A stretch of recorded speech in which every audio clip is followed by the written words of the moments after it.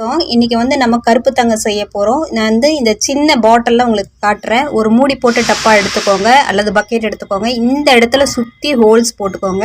கீழே வந்து போட வேண்டிய அவசியம் இல்லை. அளவான தண்ணி ஊற்றுனா தேவையில்லை. இல்லை நீங்கள் அதிகமாக ஊற்றுறேன்னு பட்சத்தில் இங்கேயும் ஹோல்ஸ் போட்டுக்கோங்க. இது வந்து இப்படி வந்து கீழே கல்லை வச்சுட்டு இப்படி வச்சுட்டு கீழே ஒரு பிளேட்டை வச்சிட்டிங்கன்னா அந்த வடிஞ்சு வர தண்ணி அங்கே போய்க்கலாம். நான் வந்து அங்கே போட போகிறதில்ல. இங்கே வந்து நிழலில் வைக்கணும், ஈரத்தன்மை இருக்கணும், அது வந்து மெயின். அதை பார்த்துக்கிட்டோம் அப்படின்னா நமக்கு நல்லா வரும். நான் வந்து இன்னைக்கு ட்ரம்மில் செய்ய போகிறேன். இது வந்து கீழே ஹோல்ஸ் எதுவுமே நான் போடலை.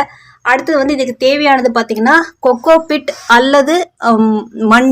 ஏன் கொக்கோ பிட் அப்படின்னா மாடி தோட்டத்தில் வந்து வெயிட் இருக்காது, இல்லை இருக்கக்கூடாது. இங்கே பாருங்கள், இந்த கொக்கோ பிட் வந்து ஈஸியாக தூக்கிடலாம். ஆனால் இந்த கொஞ்சம் மண்ணில் வந்து என்னால் தூக்கவே முடியல.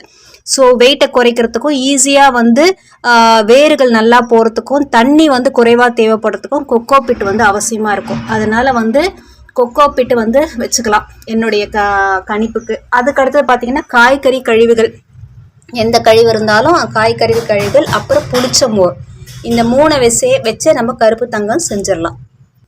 இப்போ வந்து நான் பாருங்கள், மண் வந்து எந்த மண் வேணாலும் போடலாம். முதல்ல நான் மண் வந்து போட போகிறேன். மண்ணில் தான் வந்து கார்பன் இருக்குது, அதனால் மண் வந்து நம்ம போடுறோம். ஈரத்தன்மை இருக்கிறதும் காஞ்சதும் சரிக்கு சமமாக போடணும்.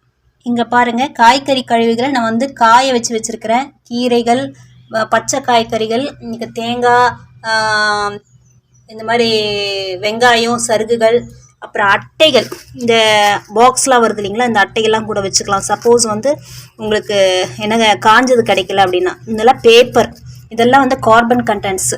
இதில் வந்து என்னென்னா நீம், இந்த வேப்பலையை சேர்த்திங்கன்னா அந்த வேருக்குள்ளே இருக்கக்கூடிய பூச்சிகள்லாம் வராமல் தடுக்கும். அடுத்தது வேறு என்ன சேர்க்கலாம் அப்படின்னு சொல்கிறதுக்காக சாணம் இது வந்து சேர்க்கலாம். அப்புறம் நான் எரிச்ச தேங்காய் தொட்டி இருக்குது இல்லைங்களா, அந்த இது வந்து வச்சுருக்கிறேன் எரிச்சது. அப்புறம் புளிச்ச மோர், அப்புறம் டீ தூள் கூட நீங்கள் சேர்க்கலாம். இது பிகினர்ஸாக இருக்கும் போது நாம் இப்போ எலுமிச்சப்பழம் இதெல்லாம் வந்து தவிர்த்தரலாம். சமைச்ச சோறு, ஆயில் கண்டென்ட்ஸு இதெல்லாம் வந்து தவிர்த்தரலாம். இப்போ வந்து நெக்ஸ்ட்டு நம்ம வந்து காய்கறி கலவைகளை மண்ணை கலந்து போடலாம். இங்கே பாருங்கள், காய்கறி கலவைகள் மண்ணை கலந்து இதில் போட்டுடுறேன். இது ஒரு லேயர்.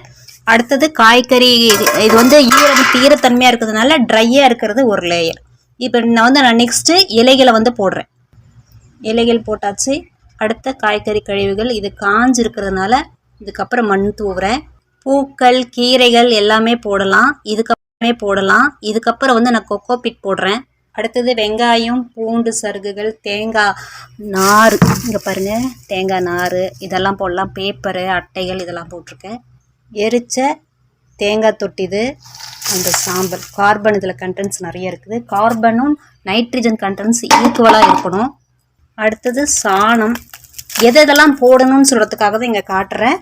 ஆனால் நீங்கள் வந்து கொக்கோ பிட் இல்லைன்னா மண், காய்கறி கழிவுகள், பழக்கழிவுகள், கீரை, பூக்கள், இந்த கழிவுகள், அதுக்கப்புறம் புளிச்ச மோர், இது மட்டுமே போதும், செஞ்சிடலாம். இங்கே பாருங்கள், மேலே வந்து மணல்லாம் போட்டு கொக்கோ பிட்லாம் போட்டு மூடி வச்சுருக்கிறேன்.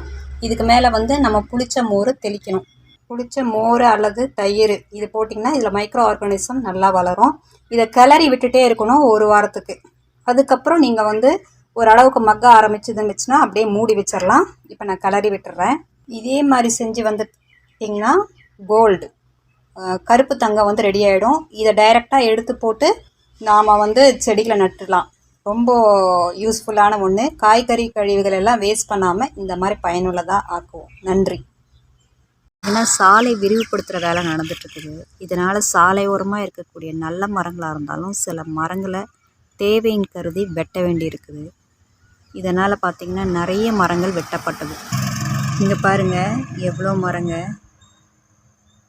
இது வந்து ஒரு பெரிய மரம், எவ்வளோ பெரிய மரம். அதோட வேரே எந்த அளவுக்கு இருக்குது பாருங்கள். இதனுடைய மரத்துண்டுங்களெல்லாம் வெட்டி மரக்கடைக்கு எடுத்துகிட்டு போயிட்டாங்க. காசு ஆகிறதெல்லாம் வந்து செயல்படுத்திட்டாங்க. மற்றதெல்லாம் சின்னதாக இருக்கிறதெல்லாம் தூக்கி வீசிட்டு போயிட்டாங்க. இது ஏதாவது ஒரு விதத்தில் பயனுள்ளதாக ஆக்க முடியுமா அப்படின்னு நான் யோசனை பண்ணேன். இந்த தடிகள்லாம் வந்து பார்த்திங்கன்னா நமக்கு கொடியாக வரத்துக்கு யூஸாக இருக்கும். அதனால் என்னால் முடிஞ்ச அளவுக்கு சில தடிகள்லாம் சேகரிச்சிருக்கிறேன். அது மட்டும் இல்லாமல் இந்த இலைகள், நிறைய இலைகள், காஞ்ச இலைகள், இதெல்லாம் வந்து நிறைய இலைகள்லாம் வந்து இந்த மாதிரி வீட்டுக்கு எடுத்துகிட்டு போயிட்டு இலையெல்லாம் உருவிட்டு அதை சேகரித்து வச்சுருக்கிறேன். பாருங்கள், ஒரு மூட்டை ரொம்பிடுச்சு. இன்னொரு மூட்டையும் காட்டுறேன்.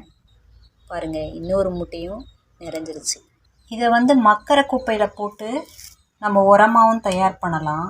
அல்லது இதே இலைய செடிகளுக்கு நடுவில் அந்த மண்ணெல்லாம் இருக்கு இல்லைங்களா, அந்த மண் தெரியாமல் மூடாப்புன்னு சொல்லுவாங்க. இந்த மாதிரி மூடி வைக்கணும். இலைகளை போட்டு மூடி வச்சோம் அப்படின்னா அந்த மண் வந்து காயாது, ஈரத்தன்மை அப்படியே மெயின்டைன் ஆகும், தண்ணியும் குறைவாக தேவைப்படும். அந்த வேலையை வந்து நம்ம செய்யலாம். அடுத்தது, இந்த தடிகள்லாம் இப்படி வச்சு நம்ம செடிகளுக்கு சப்போர்ட்டிங் கொடுக்கலாம். உபயோகமற்றதுன்னு சொல்கிறது வாழ்க்கையில் எதுவுமே இல்லை. எல்லாமே உபயோகமாக மாற்றுறது நம்மளுடைய கையில் தான் இருக்குது. இந்த பொருள்களெல்லாம் உபயோகமாக மாட்டினதில் எனக்கு ஒரு ஆத்ம திருப்தி. நன்றி இறைவா, நன்றி.